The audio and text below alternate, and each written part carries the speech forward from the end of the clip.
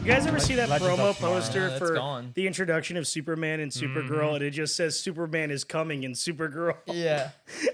That's his cousin, bro. I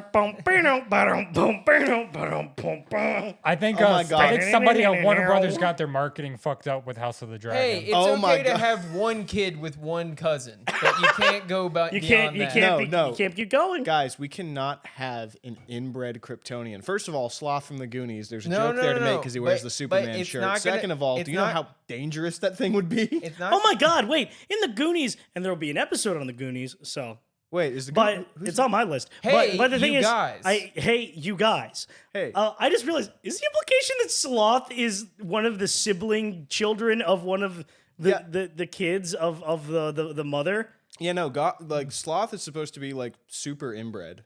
I think the implication he's like no, Hills Have no, Eyes No, ass the shit. implication is that he is the last son of Krypton. That's No. why he Oh, wears the, you're right, the he is the symbol of last- the House of L, of course. Oh man, Sloth L. Yeah, and that Natural- actually ties back into we did Superman, and we will do. Which, of course, is a very natural transition to talk about all of our favorite episode of Smallville, of course. Somebody save me. Oh, It's every single it's the episode one- the theme song plays, which Well, is every yeah, episode. it's every episode. Dude, honestly, my favorite episode of Smallville is Is it Lexmas? no. It's where Bart Allen shows Oh up. yeah, that one's so stupid. It's so dumb. Bart Allen is just, first off, he travels back in the past and he's just like committing petty robbery, which is such a weird thing. And then like he has the famous Flash versus Superman race at the end with Clark. And then he just turns around, runs backwards and goes like this. And then he just zooms off into the future. My favorite. It's so dumb. Unironically, best episode of Smallville is the one where it's also one of the worst ones. It's like an episode in season 8 where after his high school girlfriend got exploded, she comes back and she's alive now. And they hang out for a minute and he realizes like she kicks some ass or something. She like breaks something and he's like, "Oh, what's up with that?" And she's like, "Oh, I have like a robotic skeleton now." And he's like, "Oh, wait, really?" And she's like, "Yeah, have you still not ever had sex before?" And he was like, "Yeah, no, I haven't, because I would definitely kill any human woman that I She's tried like, to do that Fuck to." my Robo Turbo Yeah, Pussy and she- 9000. And she just kind of gives him a look of like, and then it like cuts to them and they're waking up in bed. I and really they've destroyed the bed. One of my favorite things about hysterical. Smallville is how they tried to set up an Arrowverse style universe with that fucking awful Aquaman show that had only the pilot released. That thing was come on, so bad. Justin Hartley is Aquaman. James Cameron's Aquaman. The This Is Us Thank you, guy is Entourage. Aquaman. My God, it's so bad. Never forget the This Is Us guy was Green Arrow on Smallville. You know what was really good on Smallville? Booster Gold. Oh yeah. I love No, how like Booster unironically. Gold, like he He had the NASCAR stickers. yeah, and he like he looked like Metro Man from fucking Mystery Men. Yeah. And I like how he debuts similar to how he actually does in like certain runs of the comics where he like just knows a moment that like Superman or someone else is gonna save someone and he just saves them instead. Yeah. And he's like, I'm here. I'm that guy. Booster Gold, And Clark's bitches. just like, what the fuck is this I guy? just love that. I love the character because he's just a guy from the future who has relatively shitty technology for the future, but he goes back. It's in time amazing and for he's the cool. past, and also he has a great memory. Yeah. Like the biggest thing is that he just can remember. He's such a fanboy of superheroes that he's like, I remember every time anything ever happened. So it's okay. It's cool. In a sense, he is kind of like your standard DC fan, except he seems somewhat competent. I do like how eventually he does become the edgy version of the Doctor from Doctor Who. Yeah. He is kind of like the dog. No, I mean like literally like was it Rip Hunter? Is that what he ends up? No, Rip Hunter's his I thought he Oh, was. shit. I thought he was Rip Hunter, but Rip Hunter's his son. it's his son. It's Okay. his son, who you think is an older, edgy Booster Gold. Oh, and then he's that's like, right, And then he's yeah. like, "Hey, Dad," and then it's Yeah. oh, he's his I've never son. watched a single episode. Yeah, I My don't- favorite thing No, that's about not that's the small. comics, but That- one of yeah. my favorite things is when he just like tried desperately to get Superman to stop fucking Wonder Woman along with Batman, and they wouldn't listen because they wanted to fuck so hard. And then he just sees them outside of a fucking watchtower making out, flying outside. And he goes, "Oh fuck!" And he just disappears.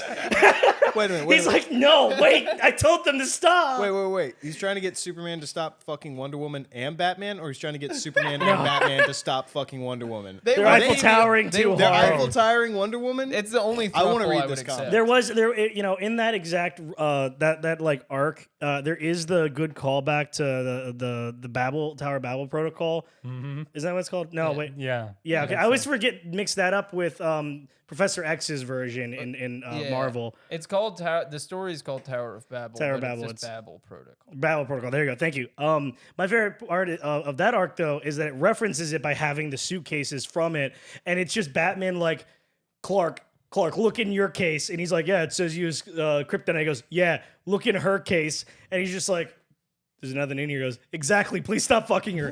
Please, please. I can't stop her. Please don't fuck her anymore. Yeah. stop. She's really scary. I don't know what to do. What I love about that and Batman v Superman is just the stickers. It's like I just imagine them. He's taking the time to print it their out. He's got a little laser logo. printer and Yeah. everything.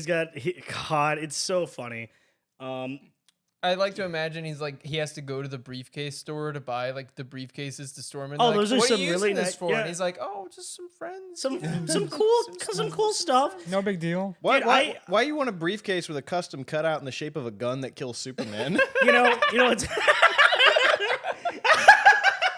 Oh, but I Why love do you know what what that looks like? I love Shut talking up. about Batman, Michael Keaton, Birdman, Bird. Lady Bird, Darren Aronofsky Aronofsky had a Batman Black pitch. Swan. I was- That's today's episode. I was gonna- Is the 2000? Shut the. I'm introing. Don't try to talk over the intro. What are you trying to say? Say it right now. You want to get it out? Say it right now. Yeah, I fucking hate you. No, Swag. I was gonna try to do a Thor, Lady Thor, Wonder Woman thing, but yours was Either better. commit or I don't. couldn't commit because you were talking over me. It's almost like I'm hosting right now and I'm trying to intro the movie. Black Swan, directed by Darren Aronofsky from 2010.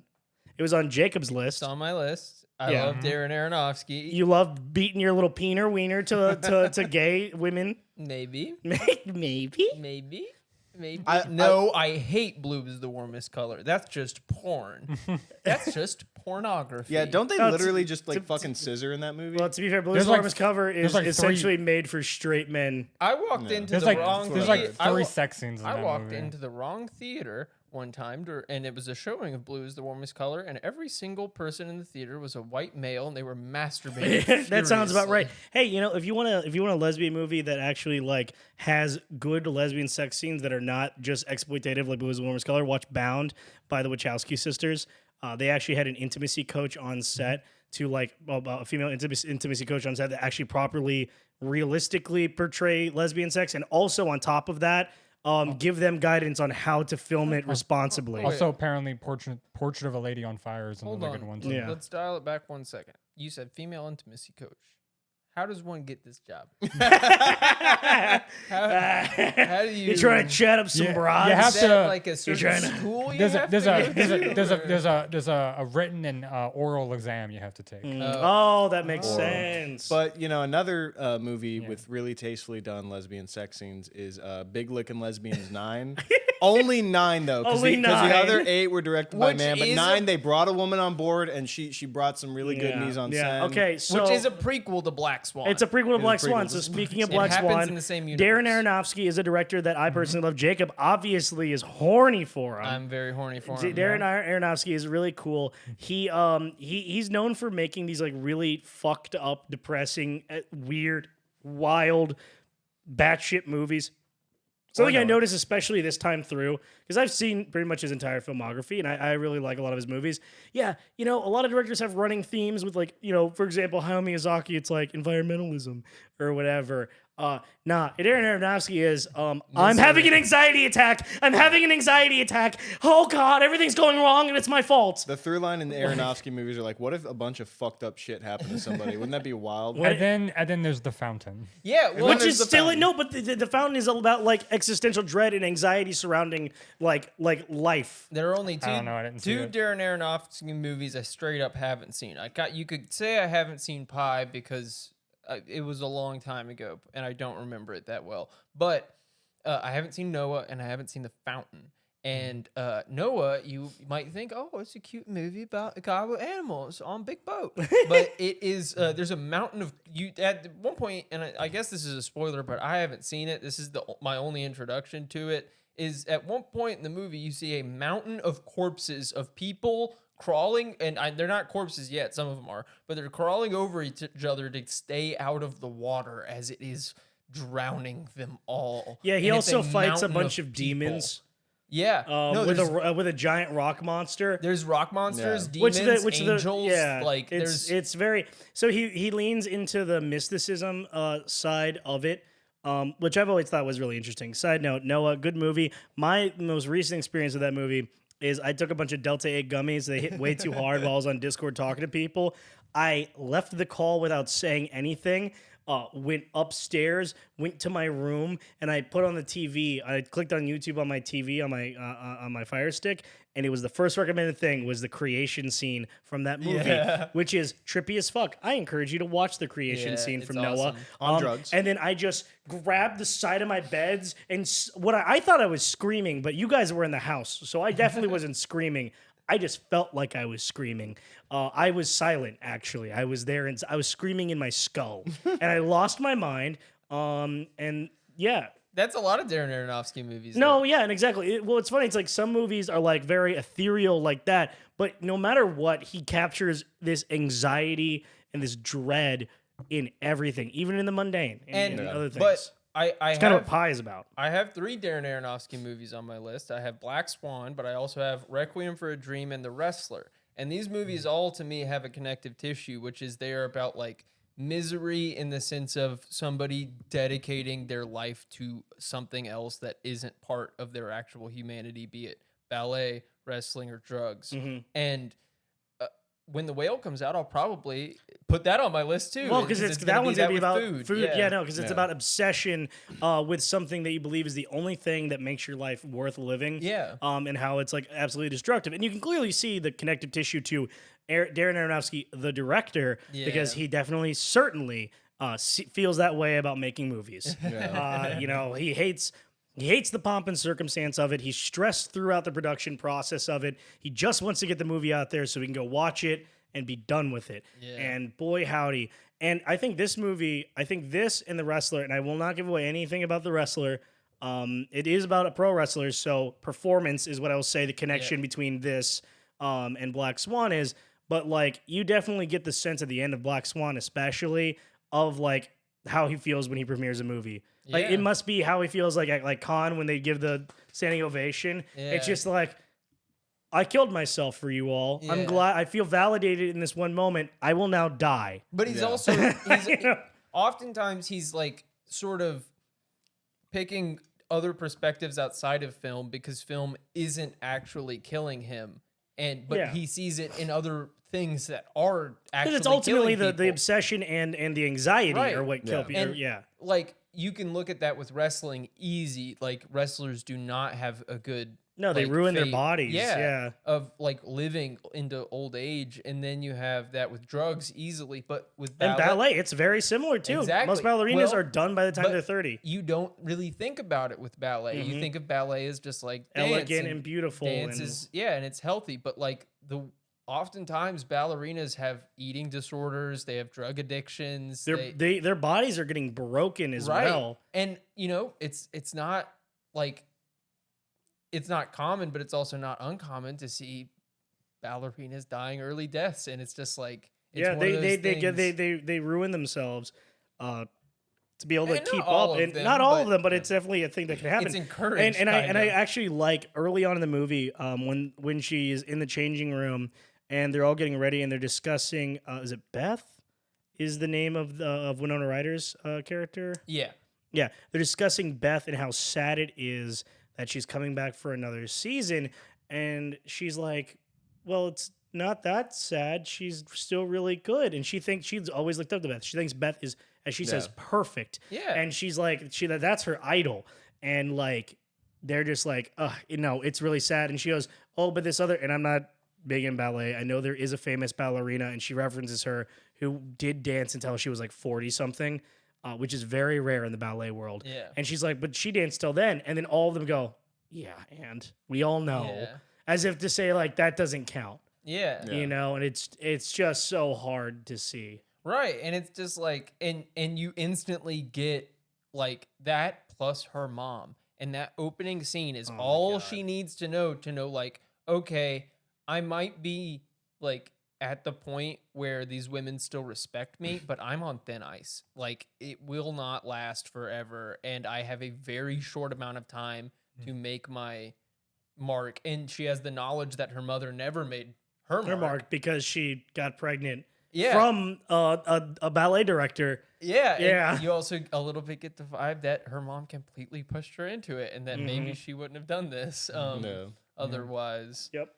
Yeah, this movie's really good at sort of just drip feeding the horror that comes through with Yeah. just being a ballet and just also Nina, is that her character's Nina's the name? main character. Yeah, just Nina's whole life, because when it starts off, it's like it seems kind of idyllic. It's like she's a ballet, she has this really nice apartment, but it's like it's also a little weird. It's like, why does she live with her mom? Why Yeah. does her fucking room look like a fucking 15-year-old girl's room with like these butterfly sheets and shit? And then slowly you realize like, oh, her mom is incredibly possessive and controlling, pushing her daughter to get an eating disorder. Nina herself is incredibly like almost naive to a sense of just like all the horrible shit that's happening. And then like it only cranks up because then Mila Kunis comes in and Nina gets a sense of like, this is what's missing from her life, is like, this is who she could be, of like this really cool, Right, really yeah. smart, really funny girl who's like just, tattoo on the back and shit. Like everyone likes her. And it's like, there is a sense of jealousy there. And that's a lot of what's in this movie. Oh yeah. It's the classic bisexual quandary of, do I want to be her or do I want to fuck her? And But really just brought to the forefront. I know so many bisexual women who like have cited this movie as their realization for not just the sex scene, which is cool, but like it's actually really horrifying. But Yeah, it's horrific. I was about to say. But also for the fact that like it kind of like it kind of nails the feeling a lot of bisexuals have before they come out. and not to spoil Perfect Blue for the second episode, but that feeling of jealousy and a lot of these ideas are played with in Perfect Blue. And I want to just go ahead and straight up say, I thought rewatching Black Swan after Perfect Blue, it'd be a lot more clear what the connections were. And it's not. It's really not as clear. And it's like, I really don't get why people say that Black Swan is like a remake of Perfect Blue. Yeah, it's not. There's It's not a 1-for-1 at all. There's like scenes where she screams underwater. That's Well, it. no, Well, that's no, not I just mean- it. It is literally No, like yeah, there's other a lot things of for narrative sure. stuff that are very similar. The ending is also. There's a lot of visual cues. Visual cues are Yeah. incredibly similar. Also, the themes are very much the same. Although it's almost like, and I'm not gonna go more into Perfect Blue because it's on my list, and we will. Yeah, we will get there. We will get there. But I will say, without spoiling it, Perfect Blue is almost like if the movie was from Beth's perspective. Yes. Rather Yeah. than Nina's perspective. And I think that is one of the big differences. And so there are a lot of similarities there, and there are things that are similar that happen, but we are getting kind of the same story told from a different angle. It's very, very 'Cause clearly it's- inspired by. Yeah, because but- it's like in Perfect Blue, it's on someone who's was at the peak and kind of on a decline, trying to make a big shift. And Black Swan is someone who is on the rise, Right. Who's Yeah. about to reach their peak. And so it's a very they're very similar. It's like the same story told in different stages, Right. Yeah. and they intersect right at that ending is very it relates. And there's a lot of like, to me, it's a lot of little things that you could make the connections with. And it's things that I honestly did not even notice watching Black Swan the first time, and rewatching it now. It's like, and this is all very tangentially related to Perfect Blue. So truly do not think I'm spoiling it by making the connections. But like, there's a very scary moment in Black Swan where Nina is sitting there in the studio and she's stretching, and then Mila Kunis's character walks up in the shadow, but it's Natalie Portman. It's her it's her face in the shadows, and then it uncutting goes from her in the shadows and she steps out of the shadows and it's Mila Kunis. And it is like it's a lot of the so CGI. unsettling. People don't talk about the visual effects in this movie enough because there's a lot of subtle visual effects, which one of the big things is the morphing of faces. Because in rewatching this, I think this is only like the during third the time sex scene, I've too. seen it. Yeah, during the 16 too. It's like only like the third time I've seen this movie, and like I paid much more attention to like because I knew that she appears in the background a lot. I did not realize how early she starts to snap. Yeah. Because it's before she gets the role. She snaps. It's honestly right at the beginning of the movie, she fucking loses it. She's already, you think this movie is about her reaching her breaking point, but no, she's a broken person who is pushed even further past her own breaking point. Oh yeah, definitely, 100%. One thing I think is interesting about this movie is the color symbolism and the use of color. A lot of times it's I wouldn't say it's the most subtle, but I think it works in a lot of really great ways. Like for example, like they make a point to explain the director, the really scummy character, by the way. Yeah, makes a point to explain the plot of Swan Lake in case anyone in the audience isn't familiar with it, which I wasn't. So it's very is very helpful. So you have the whole thing about the white swan is supposed to represent innocence and purity, and the black swan is supposed to represent corruption and sin and stuff like that. You know, complete polar opposites, yin and yang type thing. And of course, there's a lot of scenes where Natalie Portman is either wearing white, shades of white. Later in the movie, as she starts to slowly start to lose her mind a bit, she starts to wear more shades of gray. And all the stuff when she's at home, she starts wearing like more innocent colors, like pink especially. Pink is a very prevalent color, but I think it's only mostly used when she's at home with her mom, and more specifically in the bedroom. That's the use of most pink is in her bedroom. You know, you say and then you also have Lily, who's Mila Kunis's character. She wears black, I think, the entire movie. Entire time. The back tattoo she has is also black ink, of course, and it's black wings. And I mean, Mila Kunis has that jet black hair. Which, by the way, I want to say this is Mila Kunis's best performance of her entire career. I gotta by say. far. She is fantastic in this movie. She's so effortless. And so is Natalie Portman. Who has had a lot of really great performances. I think she's like a class capital A actress. She did win the Oscar for this, right? I don't remember. Yeah, I don't remember. Regardless, like you say that the color symbolism isn't very subtle. I mean, I literally had no fucking idea what you were talking about until you really? said it. I never picked it up because the movie itself is like kind of monochromatic. It's like gray, black, white, and like I didn't really. That's the point. Is that it sticks to the grays, blacks, and whites. I didn't really think much of it until you said it. And I was like, oh no, well, wait, think what about the fuck? I'm gonna fuck your mind a little bit more here. Do you remember when she was at the gala? With Thomas, and then like she had that encounter with Winona Ryder's character. First off, who's wearing all black, and might I remind you, because she was crying, her eyeliner was smudged, and it looks exactly like the black swan eyes that she gets at the end. But what's more important is that Thomas has made big efforts to explain that she needs the darkness in her, that she does not have it. She doesn't have that edge. And he's like, come back to my place for a drink. When they go to Thomas' place, this man who talks nothing about purity and sin and lust and the mix of the two and the opposition of the two and how important it is to have both and how he thinks a true artist, a true inspiration, a true ballerina has both. You go to his apartment, everything is patterns of black and white mixed together. His like literally, you can take a screenshot of his apartment when they're sitting there talking. Literally everything is black and white in that place. I didn't even. And it's all like side by side patterns, like zebra and like kind of this like flowing like globule pattern and like checkerboard. Yeah, and it's like the most colorful scene in the movie is the nightclub scene, and the nightclub scene is kind of. It's just horrific. like doing Molly. It's kind of but not horrific. Okay, because Molly's not horrific. Yeah, but we don't condone doing Molly, but it's cool. I condone doing Molly. Most accurate depiction of doing Molly in a movie I think I've ever seen. Oh my god, because it's just like pulsing lights, colors. You're just fucking and also vibing. And also the whole thing about like your hands and your fingers. Oh my god, I was just like same. The second she goes, my hands are so clammy. What is that? Why do my hands feel weird? You guys are just making me jealous that I've never done Molly. I want to fucking do it, but I don't want my heart to explode. Anyway, It won't. But well, you say that. I won't even get close. Well, maybe I'll try it. Do we know? Never mind. Anyway, we do not condone the use of drugs on this podcast.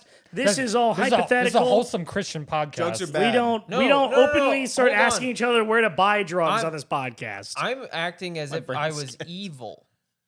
Oh, you were acting. Oh, this is it was your Lily moment. Yeah, it was your Lily. Jacob. I'm acting as. Hold if I on, was can you evil. break up a Molly pill up into his beer? Yeah, This is evil Jacob speaking. This is me creating Molly.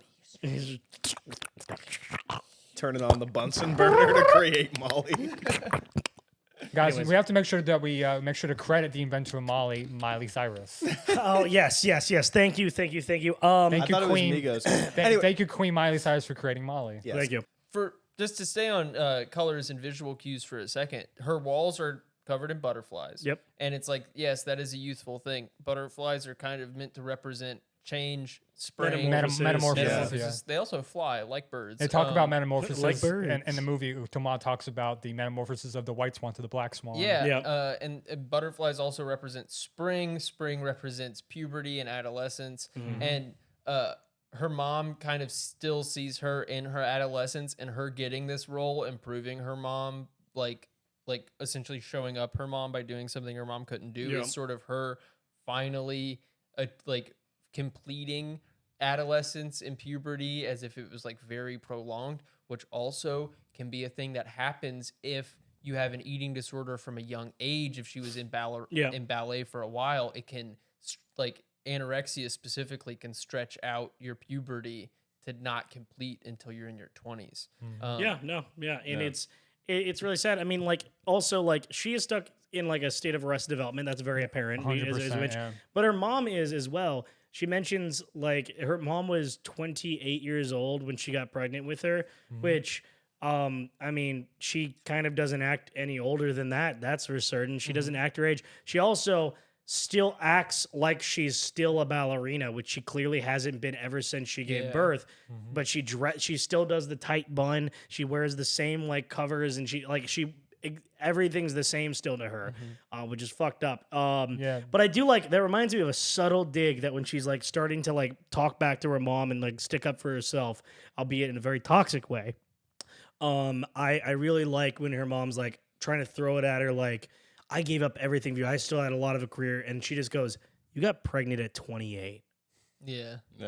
And it's like at the beginning she had that view of like, it's never really too late to still be a great ballerina. And she even early on tells her mom that like, you could have kept doing it. But then in this moment, she started going so far gone that she's just like, fuck you. You were already old and on your way out. Yeah. And it's like, holy shit. And it's you very much get the sense of like Nina's sort of metamorphosis is also partially motivated by like getting back at her mom, because there's a scene where she comes back to the house after the club before the sex scene, and her mom's like, "What the fuck? Where were you?" And she's like, "Well, there were these two guys, and I fucked them both." Which, by the way, like, I don't know if you'd run right into that, because I got the impression that Nina was a fucking virgin throughout this movie. But whatever. You get the sense that she's motivated by that, and she what? She was. She was? Did Yeah. they confirm that? Yeah, because Tomat like asked her about it, and she like apparently never even masturbated. Oh, and there's that scene where shit. she yeah, where no, she yeah, does. I remember that Also, now. I mean, she definitely didn't have sex with those two guys either. She was just saying it to upset. I guess that makes more Although, sense. although it's a little unclear because It is left. It cuts from her on the dance floor to her making out with one of the guys Yeah, in the bathroom. that was a but- different guy. Also, it's not like she just had an orgy over the course of an hour and Also, forgot about it. Sebastian She was at a Stan. club. Sebastian Yeah. Stan is one Yeah, of the Sebastian guys. Stan was That is Sebastian Jerry. Stan, yeah. But The Winter Soldier. But it's so she's still a virgin throughout the entire movie. She doesn't actually have sex because, as we know, like the sex scene with Mila Kunis didn't happen. Or does it though? Or does it? Or does it? Something that there's the whole thing about the pole in the door. They made a point to show that when she woke up, it was already gone, and so that meant somebody had to open it from the inside. Yeah, this movie does the blending of like fantasy and reality so fucking well. Perfect Blue also does it very well. Oh yeah. But, Oh yeah. like- It's trippy as hell in that movie too. But like this movie does it in such subtle ways of like you don't even really realize it. It's like the face morphing. You get some of that on the dance floor, very subtle ways, and it's like the faces aren't morphed. They're just disfigured and they look horrific, but it's so quick you don't even notice it. And then during the sex scene, like Mila Kunis's back tattoo starts metamorphosizing. And then you get the very end where she's just like growing fucking wings and shit. And she's stabbing Mila Kunis and shit. On the growing the wings, there's 2 times where she becomes a bird. The coolest one, and the most artistic one, is when she's doing the dance as the Black Swan. And for those who've never really been able to understand ballet and give yourself to like watching ballet, in theater, like in school, like I knew enough dancers and I had to go enough like ballet performances and dance performances. I had to work a lot of them because I was a techie, and I was like one of the only people, for some reason I was one of the only people who knew how to use the fly rig, so I had to do all of these. Anyways, so I was already able to at this point now visualize it, but back then I wasn't, and it really makes you understand what they're doing the movements, because as she morphs into the bird, it all becomes very clear because she's still doing the ballet moves. Yeah. Now she's got wings, and you're like, oh, the intention of the movements all make much more sense when you can visualize it yourself. And that's very beautiful, artistic, and great. And then there's the really horrific up until it's dumb moment where she becomes a bird in her bedroom, because it's horrific. The scratch on her back starts like she's pulling off feathers, and it's like the goose skin, the swan skin starts spreading all over, and it's gross and disgusting. And then at first when you see the close up of her leg breaking backwards, gross, and then it goes into the wide and they both break and she's it's really dumb. And I'm like, what the fuck is this? Well, you also see her neck stretch out when she hallucinates Mila Kunis trying to choke her. Exactly. Yeah. And she looks like an ostrich. It's very funny you mentioned the backlash. Something I like literally just realized. That's why I was doing this. She has that at the beginning of the movie. That's like the first thing we see is she's got that scratch on her back, and I fucking just it's established early on as to why it's there too. I mean, she has anxiety. Yeah, she has an anxiety disorder, and like that's. One of her tics is picking at her fingernails and like scratching her back. That's why her mom clips her nails for her because people do that. That is a real thing. You're technically supposed to clip them with that instead of clippers. It's better for you. But not to mention she is not doing that. She is a performer who has a dark bird-based persona. She's also a woman who has a bird-based persona, which connects her to both Birdman and Ladybird. And she has a bad mom. Yeah, she has an abusive parent, so that's another connection to Evangelion. And I was just about to say, we need to talk about Kevin. That also draws that connection there. And she's a nerdy fat white man. And so that connects it to Clerks. So and Godzilla's there. And Superman. Godzilla and Superman. Godzilla was stomping around Tokyo City like a big playground. When suddenly Nina came out of the ballet cave. No, the connection to Clerks is the mother connection still, because Kevin Smith has a deep connection with his mother, which also connects this to Kanye West. Well, I was going to say the connection is the state of Arrested Development. But starring Patrick Bateman. Yes. Okay. Yeah. Now I get it. Okay. Yeah. Patrick Bateman. You mean Jason Bateman? Yeah. No, Patrick you fucking Bateman. Yeah. You mean Jason Bateman? No, Patrick Bateman. He's in Arrested Development. We're not getting on that one yet. We'll talk about that later. You fucking idiots. No, but like. No one. Stop trying to do my segues. The guy Spoiler from alert Seinfeld. for the next episode. I'll kill you. Good. I don't want to live anymore. Spoiler alert for the next episode. Spoiler alert for the next episode. You stab me in the eye with a sword, and in my last breath, I say thank you. Anyway, Black Swan. Black Swan's really cool. It's very good. Swack blonde. I think I think Winona Ryder gives also one of the best performances of her entire career, and it's funny because she has like 4 scenes in this entire movie, and she does a lot with a little. The first scene we see her in, which they talk about Beth's character beforehand. The first time we see her is when she finds out that she's trashing her room. She's trashing her dressing room, and she storms out and she goes, "What the fuck are you looking at?" To Nina, who is a bit voyeuristic. She does just stare at people she wishes she was or could be like. Which then you get that beautiful scene of her like putting on her fucking lipstick and like looking in her mirror and stealing it. Gross. Stealing a bunch of shit from her fucking dressing room.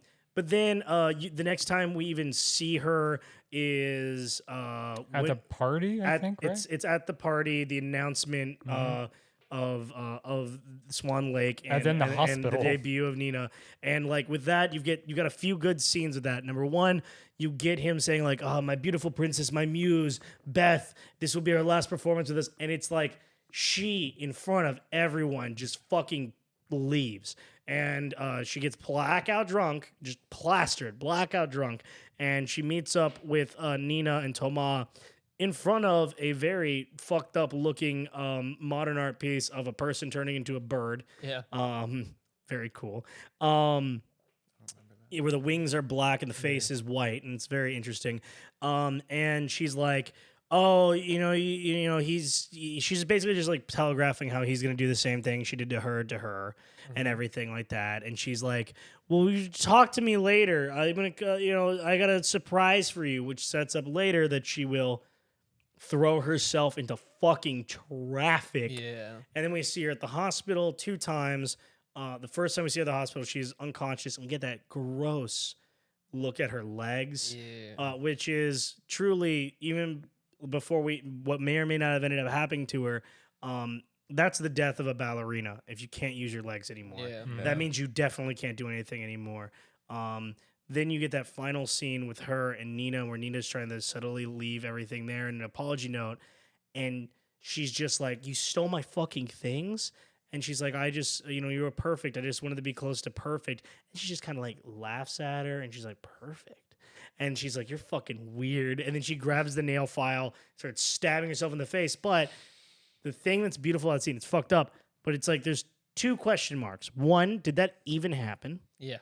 And 2, if it did happen, did she stab herself or did Nina stab the fuck out of her? Bloody knife. Because she ends up having the nail file in her hand, her hand's covered in blood, and she drops it in the elevator.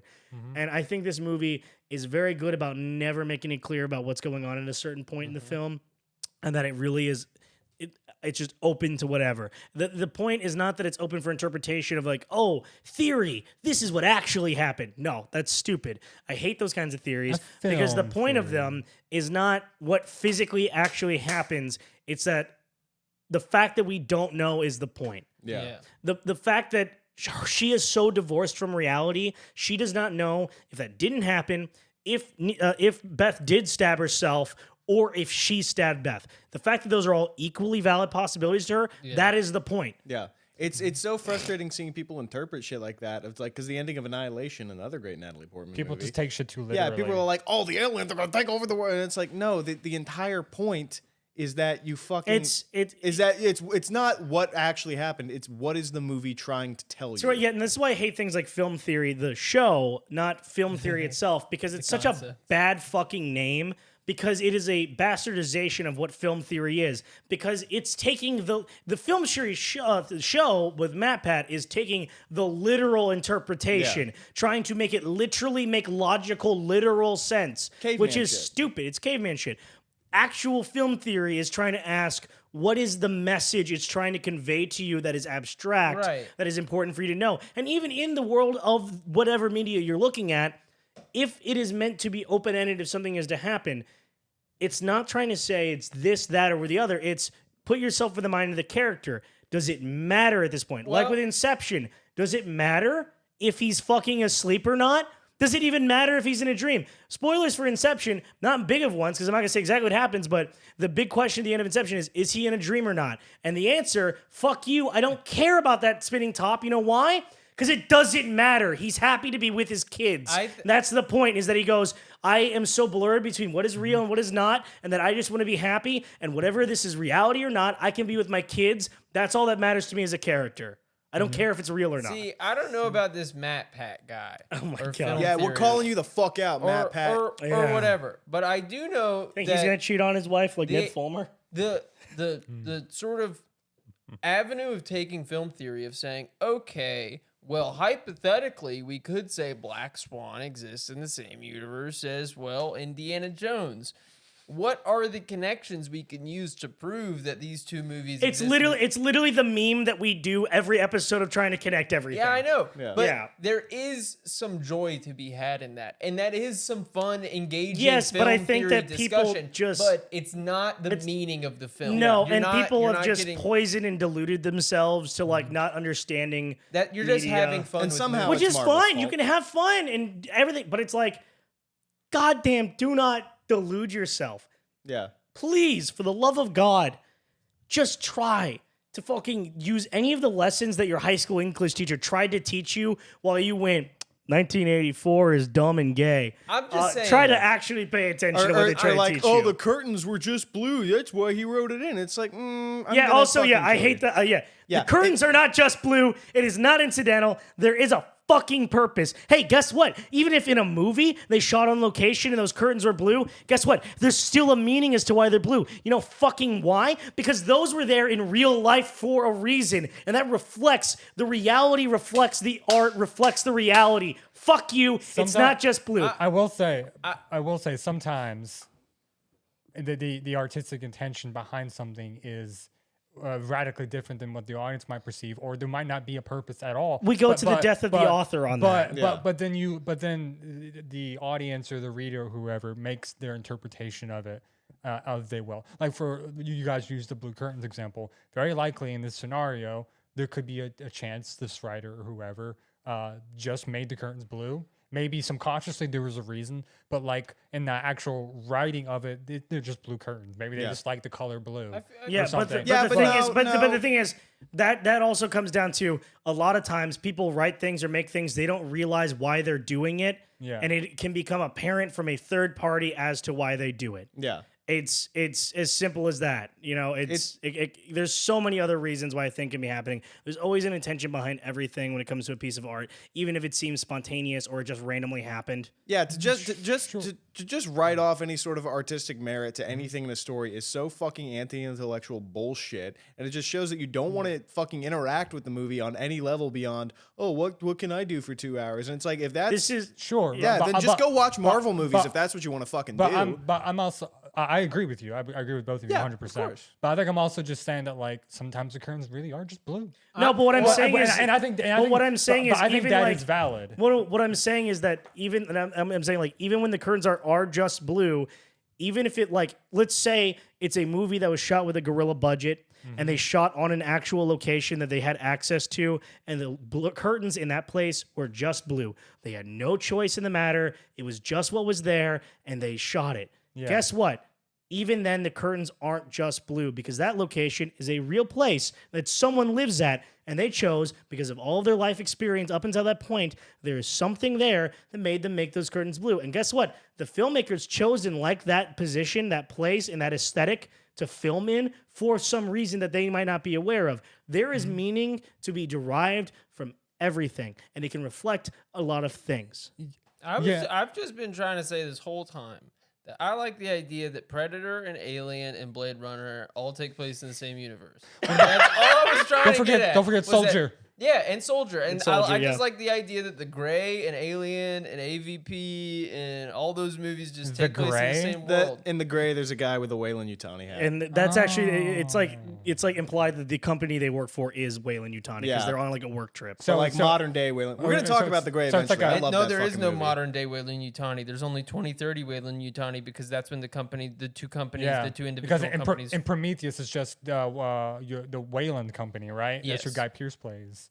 No, that's already Weyland-Yutani because that takes place in the 2090s, and the Weyland-Yutani corporate merger officially happened in the 2030s. So the movie Soldier happens after the 2030s because of the Weyland-Yutani collection. But obviously, we know that Blade Runner, it takes place in 2019, which is before that. But if you watch the movie The Rig has solely the Weyland Corporation, but no Yutani. The Ergo takes place before 2030.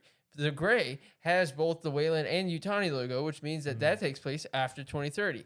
So does the movie Underwater. So does the movie Moon and its sequel Mute. Well, the sequel Mute does not feature the Weyland-Yutani logo, but it is a sequel to the movie Moon.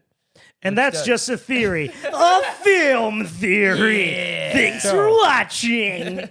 God. So, I think Black Swan is a perfect sort of entrance into the Alien, Predator, Blade Runner. Of course. It's all one universe. Shared universe. Darren Aronofsky, he really took that premise and just really made it his own. I like the Darren Aronofsky shared universe where Noah happened. I don't know how Mother fits in, but Mother, because God is real. Mother is kind of like Christian God and devil are real. Mother is set in like it's kind of like this weird pocket dimension. I feel like Mother would be a TV show in the like it would be a movie inside the universe. Like that's what everybody's going to see. Mother's such a gnarly movie. Yeah, here's the thing with Mother. It's one of the most horrific movies I've ever seen, and I never want to watch it again. Yep. I thought you were gonna say, but no, that's it. No, there's no connection. And that's the thing. I watched Mother with my entire fucking family, and I was the only one who was like, "That was horrific." I They were know, like, no, my it was fucking really good. family loved it. They were like, "Oh, I just loved how much you didn't notice it at first, but about halfway through, I realized it was the Bible." And I was like, "Oh, that was just fucking painfully obvious from the very first second of the movie." The scene with is Mother on anyone's list? No. But we probably We shouldn't should spoil. not Yeah. spoil it. No. It's not spoil. Go watch Mother if you want, because it is. Wait, this is a Black Swan Yeah, episode. It is a very interesting movie. People but me personally, I hate it, and if you like it, I think you should die. People frequently say about Darren Aronofsky movies, like, "Oh, it's so great, but I would never watch it again because it's too disturbing." He's very And good at that. I don't believe that is true for just about any of his movies. I love to rewatch them. I think they're great. Yeah. But Mother, I do think is great, but it's just kind of like it's too much. I just can't do the it's fountain too because much. the fountain's I agree half with you, boring, Jacob. and then the other half is too existentially fucked that I Yeah. can't I do it. cannot wait till we in- get to the wrestler. See, That is- Oh The no, Wrestler that's is probably great. one of my favorites. It's his Like I best think one. for It's me, his it's most- Pie and the It's Wrestler. his so. most rewatchable one because it's certainly a lot more uplifting and not as bleak. Well, So- No, no, it's no, very it's bleak. fucking. It's very bleak. Let's not talk about it Yeah, right now. it's so of the Aronofsky movies I've seen, which is Black Swan, Mother, and Requiem for a Dream, which I watched Requiem for a Dream when I was 12. I know, same. I watched it way too Yeah, young. Mother can never watch again. Requiem for a Dream, I'm gonna have to watch it again for this fucking podcast. And Jacob, I hate you for that. I rewatched it recently. It's so Black good. Black Swan, while it is very disturbing at parts and it's very very uncomfortable, rewatchable. yeah, I'd have no problem watching I just have to it put again. like And a it's month not in just- between at least. It's Yeah, because of it's the not lesbian just sex. for the part Shut the where- fuck up. Okay, all right, no, but I want to say something about that real quick. Was Natalie Portman in The Other Boleyn Girl with Scarlett Johansson? Because that makes two movies that have artistic value beyond just the lesbian sex scenes in them that were only marketed for the lesbian sex The scenes that Other featured Boleyn Natalie Girl. Portman. You know what's funny? Jesse, you are the last person I would ever expect to pull out a fucking The Other Boleyn Girl reference. What the fuck? I have not heard the name of this movie in years. Honestly, I just got whiplash when you said that.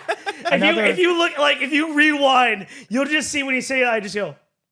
And I'm just sitting mouth agape, and I looked at Jacob, and Jacob's just like, "What the But fuck?" no, I'm like 95% sure it was because I know it was Scarlett Johansson for sure in The Other Boleyn Girl, and I'm pretty I sure. don't fucking know. I've I never- haven't thought of this movie. I've literally never heard of it until now.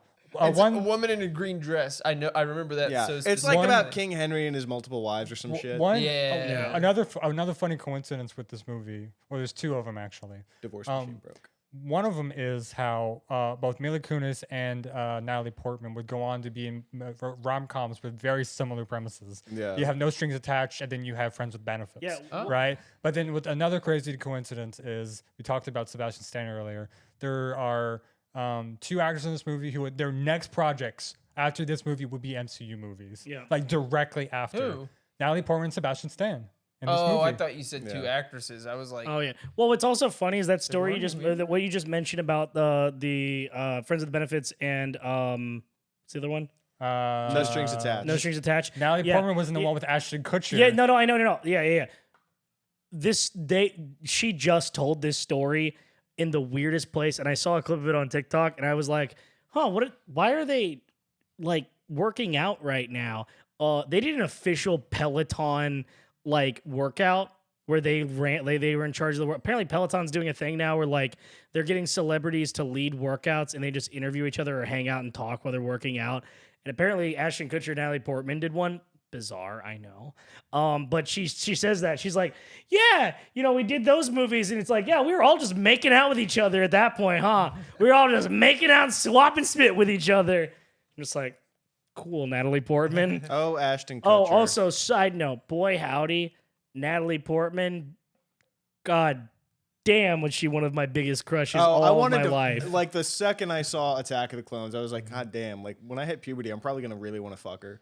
No, when I was a kid, I always thought I had a crush on Natalie Portman until somebody told And me it was that, Ewan McGregor that you had a crush on, yeah. It's Jar Jar Binks. Somebody told me that Natalie Portman was not in the Pirates of the Caribbean. No, it's Keira Knightley. Yeah, Keira Knightley. And then Keira Knightley played her double in Yeah. Phantom Yeah. Menace. And then I realized I always had a crush on Keira Knightley, not Natalie. I mean, if you have crush on one, you can have crush on both. The Natalie also had a Portman crush rap, on Keira. hilarious. Now, Look it up. While It's one of I SNL's do best. love Natalie Portman, I will say even though I'm a big Natalie Portman fan and I love her to death, there is one big downside of her. Now I will say she has made amends with it, but she does have dual citizenship with Israel. Oh yeah. But she did also renounce what Israel does to the Palestinians. Oh, So, thank God. She's one of those. She's like Mark Ruffalo, where like she's spoken out a little bit, but then kind of got shut up and then just kind of had Yeah. to stop. They held the Which- Marvel check over a fire. Well, for Mark Ruffalo, but for her, I think she was just getting enough like weird anti-Semitism from conservative Christians saying she's a bad Jew, Yeah. which is very fucked up, by the way. Same thing happened to Bernie Sanders when he like he doesn't support Israel. Yeah, they called him a self-hating Jew. Yeah, which is so fucked up because it's like, first off, you're not Jewish. You're Christian. He's Jewish. Second off, that's just not okay to go after someone like that in any kind of way. Like, Yeah. that's beyond fucked up. It is 100% okay to be Jewish and to have nothing but problems with Israel and Yeah, no, In fact, it's- that's the morally correct opinion to have. It is. It is. Natalie Portman's also in the worst Thor movies. You mean all of them? She's in all the bad Besides Thor Ragnarok. movies. Yeah. That is true. She's in every single bad Thor movie. Okay, so I don't want to just cynically say it was for the money, because she's Natalie Portman. She's living off those Star Wars checks. And She can also- live off of it forever, yeah. Yeah, and also because after the Star Wars movies, one thing I really liked about it, especially since Black Swan in 2010, which really I think caused a kind of career revitalization for her. That and Your Highness. She's Yes, kind Your Highness, she's yeah. kind of done projects that she really is Wants to do, passionate yeah. about, really wants to, and I don't want to just say she just did Thor: Love and Thunder for the money, but but why did she do that? I got a theory. I have a theory about this. But because you look at the final product of that movie and you go, so this is it. I know. Well, I This is have a what you pretty came big back theory for? about this right now. I'm gonna tell you this right now. It's kind of why everyone who was in the Eternals was in the Eternals, pretty much, and everyone would say Money it's laundering? for the paycheck. No. I disagree with that. Yes, I'm sure everyone who was in the Eternals was like, yeah, the paycheck will be nice. But also, once they got the script for the Eternals, they knew before, like when they were signing that contract, that it meant that they're not coming back for another movie besides like a couple of them. Yeah. You know, they knew it was gonna be like a one picture thing. I'm gonna tell you unironically the reason, and I've gathered this from enough podcasts and interviews with any actors ever been in the MCU. It's because they would get paid to get fucking in the best shape of their life. Yeah. That's true. Unironically, Natalie Portman has they're- kind of took a step away from acting, and I think she's always been very fit and she's very gorgeous. I think that she's wonderful, but she was a mom for years, and yet again she was a very fit mom either way.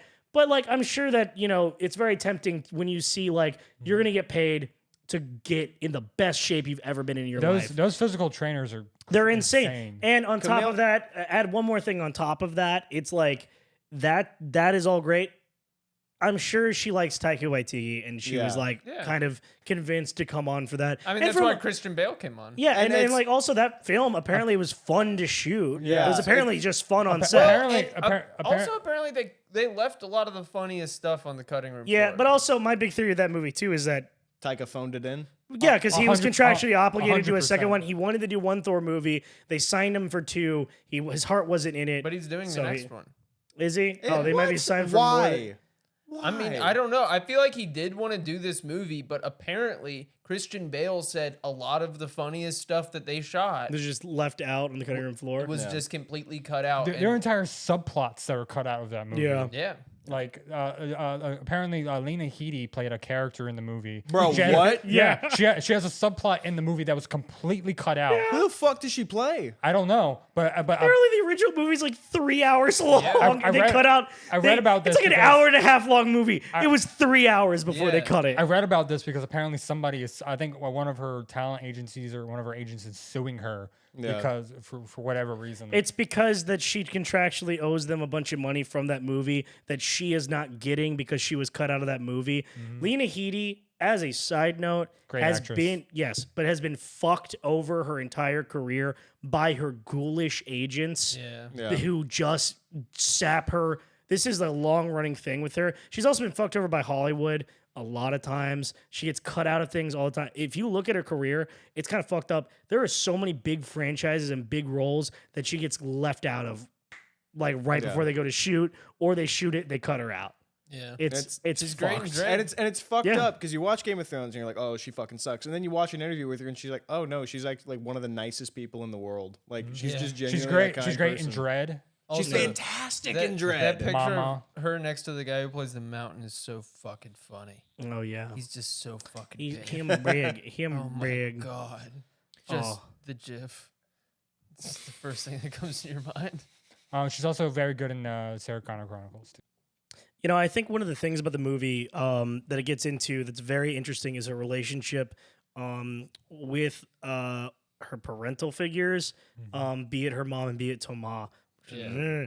Because like the thing that we kind of touched on earlier is that, you know, her mom is very much like her. They have a lot of the same issues, and her mom mentioned she got pregnant, kind of implied it was with her ballet director as well. And Toma is literally a creepy ballet director who fucks the ballerinas and stuff. And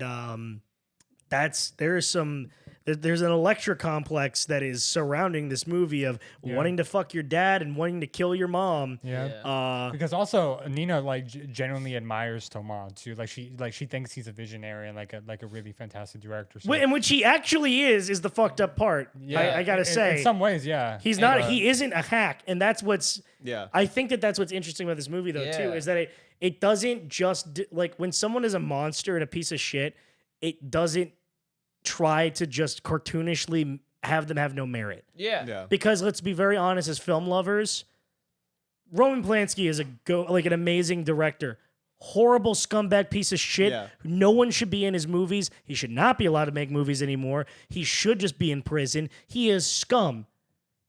Can't deny that, like, you know, Rosemary's Baby is just like a masterpiece. Rosemary's Baby, The Chinatown, pianist, the like, pianist. Like he is an amazing director, but he is a scumbag.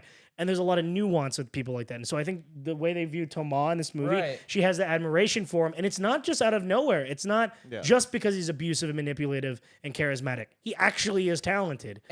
And that's dangerous that he's that combination, though. And they don't hide that he's a piece of shit because they like very clearly frame him like grabbing Natalie Portman's as French. Yeah, but they frame him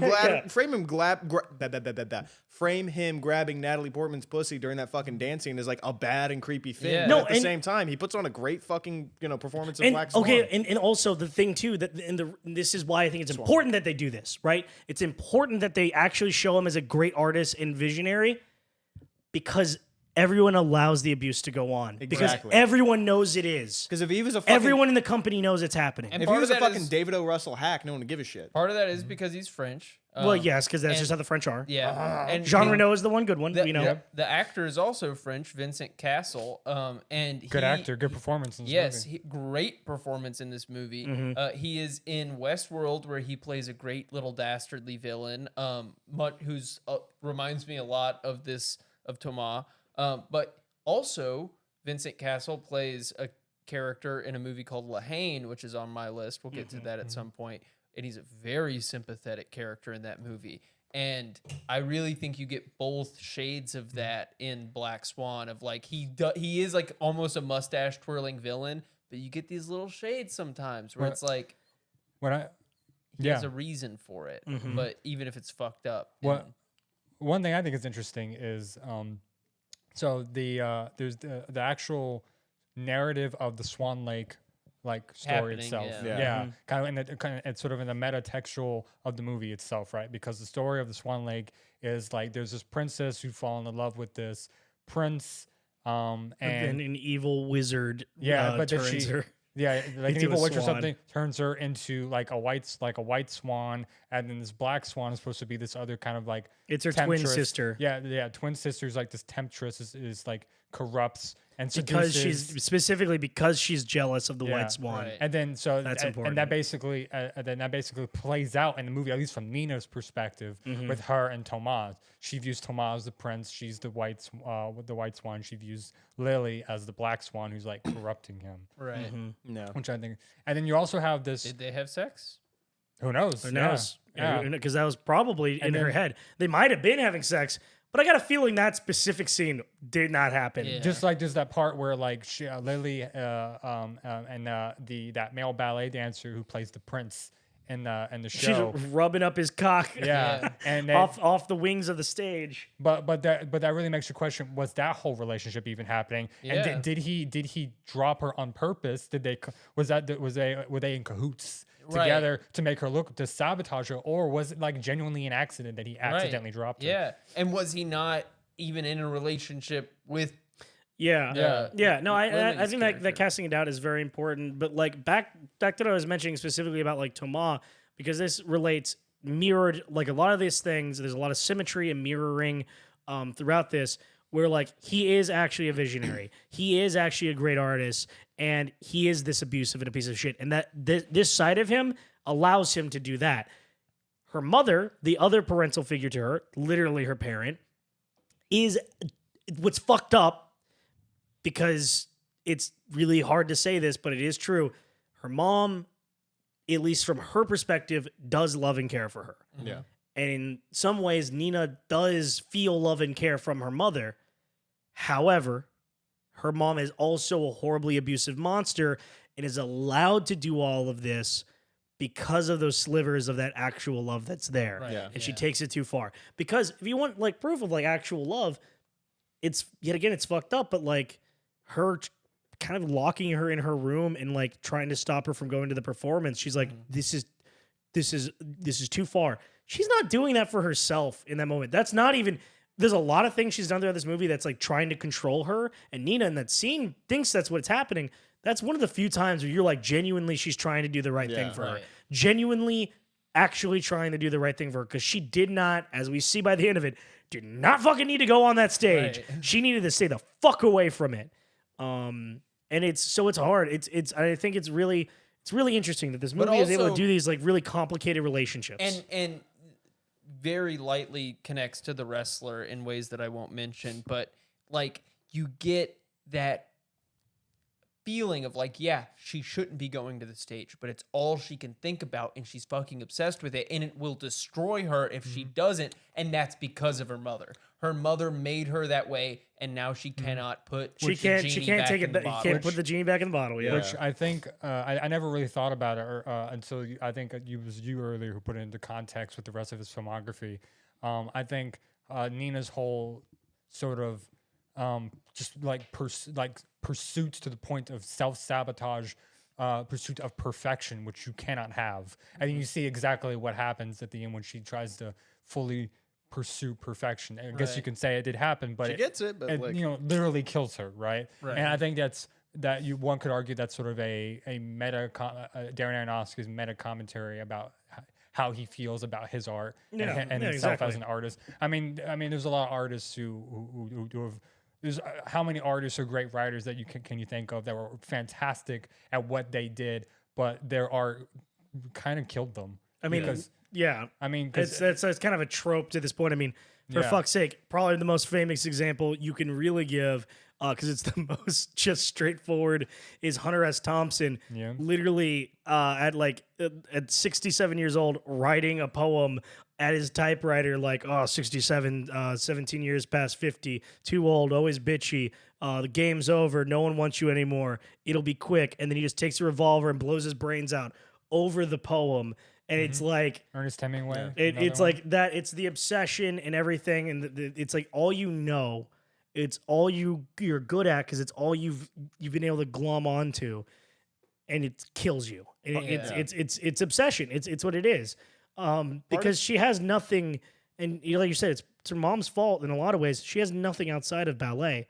Her mom raised her as an extension of herself to fulfill the dream that she, as Natalie Portman kind of points, as Nina kind of points out, wasn't going to be able to fulfill even if she didn't get pregnant. Right. Yeah. She is living vicariously through her. And when you are living for someone else, and by for someone else, I mean on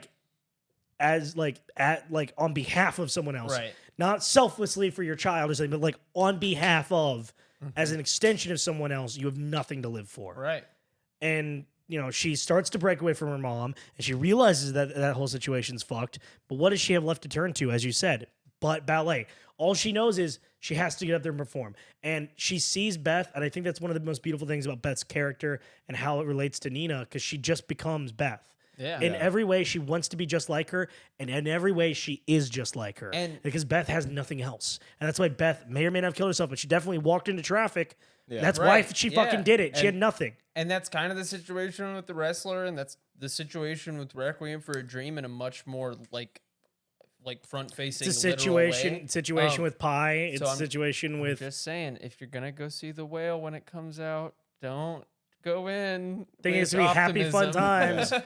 Yeah, just because Brendan Fraser's in it. There's no Yeah. such thing as a happy ending in a Darren Aronofsky film. They do not fucking exist. No. There's there's another movie I want to bring up that is very closely related to this, and I won't go into too much detail about it because it's on my list. We'll talk about it later, but this movie and Whiplash, I think, are unbelievably similar. No, movies. yeah, no, it's Yeah. definitely very similar. Yeah, they explore them from very different perspectives because it's both are very much about someone who's very dedicated to the craft, very much loves it, loves what they do, and they are in the pursuit of perfection, of being the best. Whereas Whiplash explores it from a more masculine perspective, very much rage and anger and torment. Black Swan explores it from, I guess, more of a feminine perspective of like, there's so much pressure on you to be perfect. And it's not just in the sense of like perfect in your art, of just perfect in all senses of the word. And it's part of it is because of that pressure you're feeling, you put that pressure more onto yourself as well. That's why she ends up getting like eating disorders and like just losing her fucking mind during this movie. Yeah. Yeah. Yeah, I mean, I think one of the first like fucked scenes that you can really that really sets the tone in this movie is, I mean, there's a few things that happen that are kind of fucked up until this point. But when she gets the role and her mom brings home the cake and she's like, oh, you know, blah, blah, blah. And she's like, I'm not, I don't, she has the eating disorder. And she's like, I can't do that. And her mom immediately goes, fine then, it's not good enough for you. And she goes to throw it in the fucking trash. Yeah. And it's like, oh my fucking God. Yeah. Oh my fucking dear God. That is just so horrific. Also, it's so horrific. I think one very subtle hint about which comes back later into like just how kind of odd her personal life is one that you see her kind of isolated and alone from the other dancers, right? And also, this movie is set in 2010, and it's also it came out in 2010, and you can look at it, and it seems to be set in the year 2010, or as close to present as it can be. Around, yeah. And she has just a very basic flip phone. Yeah. Right. And then it's very odd at first because you're like, okay. I think because you see the other dancers have more advanced phones for the time, right? Yeah. But why does she just have a very basic flip phone? And then of course that's there to clue you in later with the relationship with her mom of like, I don't oh, think there's any computers in the and also apartment. Yeah. Well, also she only gets calls from her one mom. person. Yeah. It's from her mom. Her mom would be a Smart Life 360 type parent. Dude, I am so glad that did not exist when we were in school, because that's fucked beyond all belief. I hear stories about like these teenagers now who have that on their phones, and I'm like, that is beyond helicopter What parenting. is it? It's an app that you install on your kid's phone, and you get exact geographical location of where they are at all times. You know how long they stop at places. It gives you a complete record, and it'll even tell you whose phones they're near if you put their friends' phones on their list, so you know if they're lying to you about things and whatnot. It's fucked beyond belief. It's literally like it's literally the exact thing Nina's mom would do. Parents unironically do. Oh. There's actually an episode of Black Mirror that's about that very thing.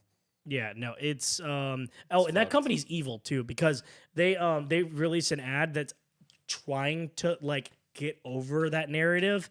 It's so fucked. And I get it on YouTube all the time. But it's like a teenager like making dinner for her mom, and she goes, "This is weird. Why are you making dinner for me?" She goes, "Mom, I need to talk to you. You're way too overbearing."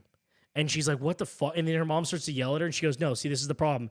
You're overbearing. You're always down my throat about everything. You're stressing all the time. Here, this is Go Life or like 360 or whatever. And she's like, what's that? She's like, it's an app that lets you know where I'm at all the time, so you don't have to bother me about it, and it can put you at ease. And she goes, oh, that's good. Thank you. Sorry, I'm a bit of a burden. And I'm like, that's the last kind of mother who needs that app. Even though that is their target demographic. Yeah. But I hear stories. There's so many stories online about kids just being abused because of that. It's fucked up. No, and it's also something that like abusers intentionally use to control people. And it's one of those things where it's like the limiting of technology is a way that her mom abuses her. Yeah. She keeps her isolated from the world. She keeps her locked inside. And her mom is fucking obsessed with her, as we fucking see. Yeah. Doesn't even have a lock on her door. I thought that was like one of the most like disturbing parts. Like she has no sense of privacy. Like her mom can just barge in. No lock on the bathroom either. No, barge in unannounced whenever she wants to. Yeah. It was that cake scene specifically where I first realized like, okay, something is more wrong. Well, because it opens you when you first see her. When you first see her mom, you think that she is just a loving mom. Yeah. And then it's so genius how that's portrayed. By the way. I don't even question her living with her mom because like, oh, that's New York. You know, I get it. Like, it's New York. You're a ballet. You don't seem to have any other source of income. Of course, like you would fucking live with your mom. And then it's like as it goes on. Sorry, I cannot get over the fucking whiplash connections in my head. I just keep drawing more and more and more. Yeah, fucking shit. It is very intense, this movie, and I think that like if you have not seen this movie, first off, you just got through a lot of spoilers. Spoiler alert. But one of these days, I'm gonna pull a gun from right here. One of these days, I'm gonna thank you. One last thing. Whoa, calm down, Nina. calm down. That joke was funnier the first time you said it. One brief thing I want to say about this movie. But I called him Nina before we move on, I guess, is this movie came out in 2010, was nominated for Best Picture, a bunch of other Oscars too. Actually, The Wrestler had some Oscar nominations too. So, and Requiem for a Dream as well. Ellen Burstyn. But like, it was nominated for Best Picture, and of course, didn't Mother get a lot of nominations too? It may have. I don't think it got any of the major ones. It was far too controversial. But so 2010, the year was infamously the King's Speech won. But I've always said for 2010, it easily should have went to The Social Network. But looking at hindsight and also rewatching this movie, I also wouldn't have been mad if it went to Black Swan. No, it would have made sense. Yeah. It would have made sense going to this as well. Yeah, I mean, but I just think it was just we know why they went with the King's Speech. It's far safer, and Harvey Weinstein produced it, so he knows how to play those games. I'm the king. I'm the king. I'm the king of Pedophile Island. One quick. Have you guys actually watched that movie? No. Fuck no. I watched it once years ago. It's a very okay movie. It's fine. It's fine. You know, Colin Firth. I love him. I think he's a great actor. Jeffrey Rush is good in it. Yeah, he gives a very very solid performance. It's not like groundbreaking or amazing. I think there are films where he's done way better. It's from the director of Cats, of course. I don't want to watch anything that validates the British. Anything that like presents them as human beings, I'm like, oh, so you'd say that you're not a big fan of the British? Do what? No. You're not a big fan of the British. You're not a big fan of the French either, right? Do what? No. How do you feel about Italy? Do what? Not a big fan of the Italians. So would you say that you're really? I fucking hate all of you. So would you say that you're really not a fan of all of that? You're not a fan of all the international. You sound. You really hate them. You're really kind of a psycho who loves America. You're an American psycho. No, this is why you all shut the fuck up when I am doing things. I'm so tired of you all trying to cut in when I'm clearly leading to a segue. I had no idea how that was gonna segue. I am so upset. You are derailing me, and I'm going psycho. I'm an American. American Psycho is our next movie. Can you not see? Your actions have consequences. American Psycho is our next fucking movie. All right. Does anyone remember the name of the director? It's Mary Harron. Mary Harron, yes. Movie that is directed by a woman based on a book by a gay man, right? Mm-hmm. Yeah. That is a. It's on my list. It was on your list. It's on my list. It was on anyone else's list. So okay. It's also not only that. It is a movie by a gay man that is a satirical breakdown of 80s capitalism, finance, culture, along with toxic masculinity in America and in American culture. Mm-hmm. And that's why it was so perfect that a woman was the director of this. Mm-hmm. And I think it's so funny that there's so many douche bros who unironically relate relate to Patrick Bateman. We'll get to that next week, but he's just like me for real. He's just like me for real. I'm feeling just like him right now. Oh, and I'm gonna lose it. I'm gonna peel my face off of my face. Hey, Jesse. Yeah, That's going to be And the also, next 5 hours, by the way. the next 4 or 5 movies we'll be doing a horror sort of yeah, theme it's the Reel of Fortune spooktacular. So we are or October something. I can't remember what I called it. It's on the list. Fortune. Yeah, you'll see it on the spinning wheel in the credits. I can't remember what I called it. I'm gonna Reel be of real. Fortune Scary Edition. That's not what it's called. Spooky Scary But Edition. we've got all of the horror films, in a couple exceptions. Some things are very just Halloweeny that aren't necessarily horror films, but kind of work. That are on that wheel. So we're gonna be spinning it. It's only 41, 42 maybe movies on that wheel. So this whole month is gonna be that. Now, as well, this is gonna be posted. It should be already out by now. You should have seen on the YouTube channel. You should have already seen Halloween. There we go. Our commentary for Halloween. I thought it was funny. We're going to be doing more of those commentaries. We don't know what one we're going to do next. We're going to try to release them fairly regularly. I'm not going to commit to a schedule for that yet because it is still a relatively new thing we're doing. Plus, as we came across, and I've talked to a friend of mine who does do movie commentaries regularly on YouTube, Dego Cinema. You should go watch her. It's DEEGO Cinema. Go watch her. She's great. Yeah, you can't rely on a regular upload schedule with this kind of thing because I don't know, Lionsgate Italy might just claim your video for 3 seconds of footage and say that it's their entire content. If you own a copyright, you're a little dicked bitch. 100% little dicked honestly, bitch. Copyright law is bullshit. Yeah, once we get really into the meat and potatoes of and really working on the commentaries, we'll put them out more regularly. For now, I cannot promise how regular it'll be. I'll try to make it as regular as possible. We're not going to set a specific day every week it comes out. We're not even going to say it necessarily comes out every week. It's just going to be as it sees fit. But yeah, stay tuned for that. If you want to watch more commentaries, you want to watch more of the podcast, you can follow us here on this YouTube channel. Make sure to subscribe, hit the notification bell icon to be notified whenever we post a new episode of the podcast, a YouTube short, or a commentary. As well, if you're an audio listener, you can go check out this podcast on Apple Podcasts, Spotify, Amazon Music, and apparently, and I cannot say this enough, our Irish listeners who only use Google Play. Thank you, Ireland. Keeping us alive. Keeping us alive. So you only have to get lucky once. Yeah, Jesus. Oh my God. Good night.